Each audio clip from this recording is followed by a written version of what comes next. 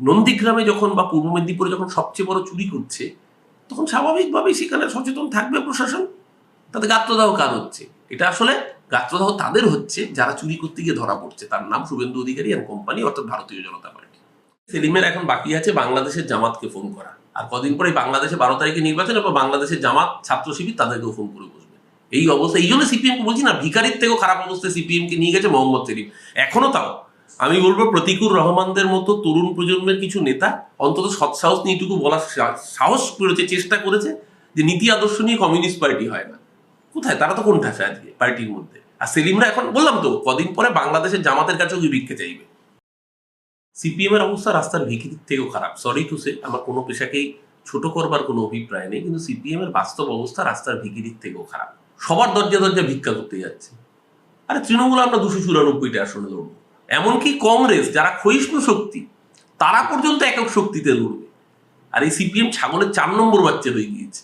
এরা এখনো নিজের দমে লড়ার ক্ষমতাটুকু রাখে না, কারণ জানে যেন তেন প্রকারে এই কমিউনাল সেলিমকে ভোটে জিততে হবে। সেই হুমায়ুনের প্রেমালাপ করতে গেছে, মন বুঝতে গেছে সেলিম সাহেব। ও মার্কস বুঝতে যায় না, ও হুমায়ুনের মন বুঝতে যায়। এখন লসাদ, তাহলে বেছে বেছে সংখ্যালঘু অঞ্চলে যেতে হয় কেন? সবচেয়ে বড় কমিউনাল পলিটিশিয়ান নাম হচ্ছে মোহাম্মদ সেলিম। সিপিএম কে সর্বশান্ত করেছে, এমনি শূন্য হয়ে গেছে, শূন্য নিচে নামা যায় না, ভোট পার্সেন্টেজ এবার শূন্য করবে, সৌজন্যে মোহাম্মদ সেলিম। এই কমিশনে হিম্মত হবে কেন্দ্রের মুখ্য সচিবকে চিঠি দেওয়ার? ইলেকশনের জন্য তো দেশের একটা আলাদা তহবিল থাকে, প্রতি বছর হাজার হাজার লক্ষ লক্ষ কোটি টাকা খরচ হয় নির্বাচনে। তাহলে কেন সেন্ট্রালি সেই ফান্ড থেকে টাকা বরাদ্দ হবে না? কেন ফান্ডের দায় রাজ্যের ঘাড়ে চাপানো হবে, এবং যেখানে রাজ্যকে কেন্দ্র টাকা দেয় না? নির্বাচন কমিশন হিম্মত থাকলে একটা চিঠি লিখুক না কেন্দ্রীয় মুখ্য সচিবকে, তারপরে সব বড় বড় বিজেপির দালালি করবে। নির্বাচন কমিশনকে আসলে এমন অবস্থায় পড়তে হয়েছে, ও শ্যাম রাখে না কুল। গতবার যখন ভোট হয়েছিল 8 দফায় ভোট করিয়ে বলেছিল যে প্রপার কেন্দ্রীয় বাহিনী ডিপ্লয় করতে গেলে দফা বাড়াতে হবে। এই গল্প দিয়ে ভয়ঙ্কর কোভিডের মধ্যে বাংলার মানুষকে 8 দফায় ভোটে যেতে বাধ্য করেছিল। এইবার বিজেপি দেখছে 8 দফায় হচ্ছে না, 7 দফায় হচ্ছে না, তাহলে 1 দফা। যদি 1 দফা হয়ে থাকে তাহলে গতবার উল্টো লজিক দিয়েছিল কেন? যে পর্যাপ্ত বাহিনী দেওয়া যাবে না, কম দফায় ভোট হলে, তাই দফা বাড়াতে হবে। আসলে ওরা কোনোভাবে বাংলা দখল করতে পারছে না। তাই 1 দফা হোক, 2 দফা হোক, 8 দফা হোক, 10 দফা হোক, 2026 এপ্রিল মাস বঙ্গ বিজেপি দফা রফা করবে বাংলার মানুষ। এই 63 লক্ষের মধ্যে রোহিঙ্গা কজন? যে কথা বলে এই এসআইআরটা শুরু করানো হয়েছিল যে 1,20,00,000 রোহিঙ্গা, কটা রোহিঙ্গা খুঁজে পাওয়া গেল? নির্বাচন কমিশন এখন অব্দি সংখ্যাটা ফিগার আউট করে জানিয়েছেন যে সংখ্যাটা হচ্ছে 0। বাংলায় 5 লক্ষ মানুষের কথা বলছে।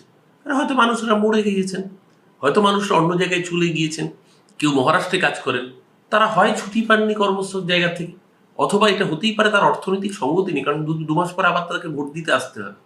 গরিব মানুষের কাছে কোথায় ট্রেন ভাড়া থাকবে? এই বোধ, এই বিচার শক্তি নির্বাচন কমিশন বা বিজেপি নেই বলবো না, আছে।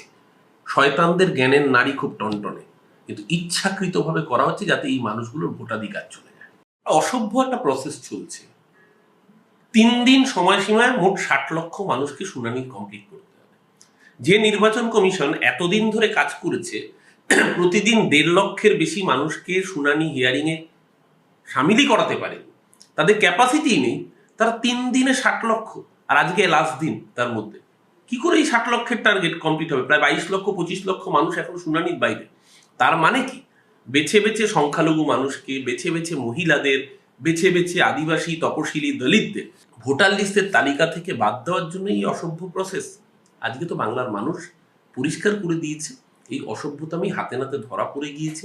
বার্তা খুব পরিষ্কার, এই ইলেকশন কমিশনকে বাংলার মানুষ এবং তাদের মদতদাতা বিজেপিকে উপযুক্ত জবাব 2026-এই দেবে।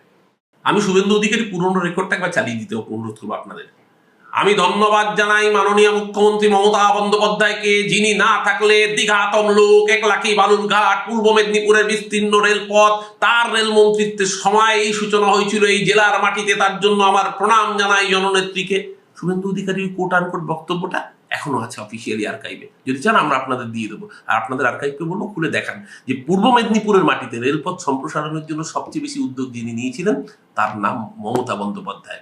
2009-এর বাজেটের পরে শুভেন্দু অধিকারীর বক্তব্যটা আপনারা একবার চালিয়ে দেখিয়ে দেবেন। প্রশাসনকে অনুরোধ করবো গাড়ির দিকে সজাগ দৃষ্টি রাখতে, গাড়ি থেকে যাতে টাকা বিলি করতে না পারে। প্রশাসনকে অনুরোধ করবো, কারণ এর আগের পর দেখেছিলাম টাকা বিলি করতে গিয়ে ধরা পড়েছিল। ঘুষ দিয়ে বাংলার মানুষের ভোট কিনে যাবে না। আর জনগণকে বলবো টাকা দিতে আসলে নিয়ে নেবে।